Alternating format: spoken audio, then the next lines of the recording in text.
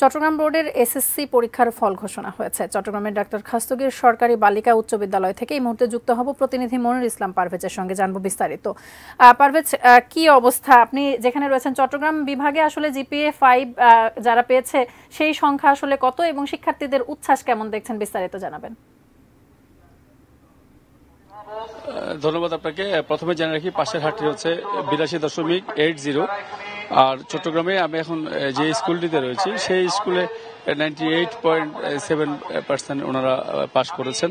এবং চট্টগ্রামে যে পরীক্ষা দিয়েছিল 1,45,590 জন এবং 63,704 জন ছিল ছাত্র, 81,886 জন ছিল ছাত্রী। এবং স্কুলটি রয়েছে 1125টি স্কুল থেকে এসএসসি পরীক্ষার্থীরা পরীক্ষা অংশ নিয়েছেন এবং 219টি কেন্দ্রে এই পরীক্ষা কিন্তু অনুষ্ঠিত হয়।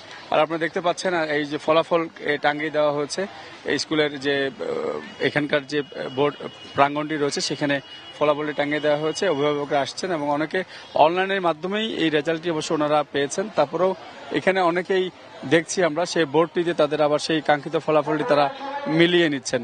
অর্থাৎ এই যে স্কুলটি, এটি চট্টগ্রামের একদম সর্বসেরা স্কুলদের মধ্যে একটি, যে খাস্তগীর স্কুল। এখান থেকে প্রায় শতভাগ যে শিক্ষার্থী ওরা কিন্তু আগে পাশ করতো, এইবার হয়তো 8 জন মাত্র খারাপ করেছে। এবং এখানকার যে এখন সবাই ভিড় করছেন, অর্থাৎ অভিভাবক ছাত্রছাত্রী সবাই এখানে আসছেন এবং স্কুলের স্যাররাও এটি মাইকে সবাইকে একসাথে এনে তারপরে ওনাদের যে উল্লাস বা অনেক অভিভাবক আমরা পেয়েছি, জিজ্ঞাসা করেছি, সবাই আসলে এই কাঙ্ক্ষিত ফলটির জন্য অনেকদিন অপেক্ষা করেন। তবে অনেকে আবার চিন্তিত রয়েছেন যে এইটা কিছুদিন পরে আবার এই ভর্তির যুদ্ধ শুরু হবে। তো সব মিলে আসলে এই ভর্তি যুদ্ধটি কি অবস্থায় রূপ নেয় সেটি নিয়ে অনেকে একটু টেনশনে রয়েছেন, কারণ প্রচুর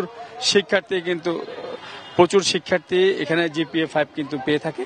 তবে আমরা আপাতত এই চট্টগ্রামের যে কয়েকটি স্কুলের খবর নিয়েছি, তার মধ্যে যে ফলাফল সেটি অনেকেই সন্তোষজনক বলেছেন। অর্থাৎ ফেলের হার খুবই কম এবং জিপিএ 5-এর সংখ্যাও অনেক বেড়েছে গতবারের তুলনায়। তো আপাতত খাস্তগীর স্কুল থেকে আমার কাছে এখান থেকে এতটুকুই রয়েছে।